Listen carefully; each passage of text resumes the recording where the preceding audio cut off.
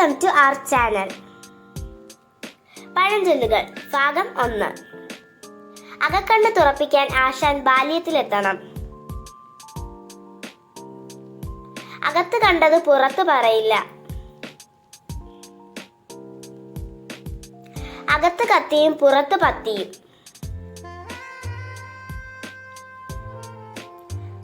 അകത്തുള്ളത് മുഖത്ത് കാണാം.